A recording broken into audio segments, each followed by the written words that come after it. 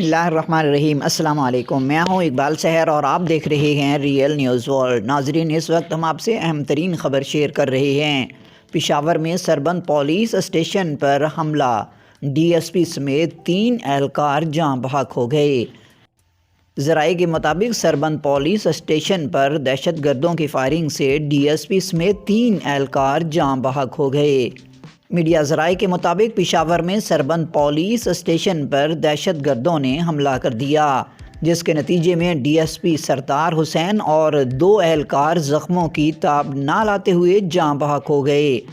S S P operations نے D S P سردار حسین اور ایک زخمی کانسٹیبل کی جاں بحق ہونے کی تصدیق کرتے ہوئے کہا ہے کہ ڈی ایس پی سردار حسین کے تھانے پہنچنے پر طاق میں بیٹھے دہشت گردوں نے انہیں اور باقی محافظوں کو نائٹ ویژن گن سے نشانہ بنایا، جس کی زد میں آ کر 2 اہلکار زخمی ہوئے اور زخموں کی تاب نہ لاتے ہوئے اسپتال میں دم توڑ گئے۔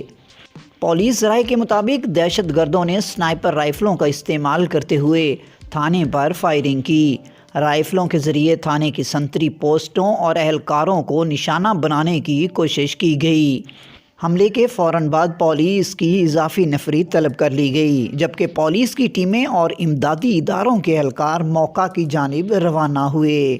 مزید اپڈیٹ کے لیے ہمارے ساتھ وابستہ رہیں۔ اگر آپ نے ہمارے چینل کو سبسکرائب نہیں کیا تو پلیز کر دیجئے اور بیل آئیکن کو پریس کرنا مت بھولیے تاکہ ہماری نئی ویڈیو کا نوٹیفیکیشن بر وقت آپ تک پہنچ سکے۔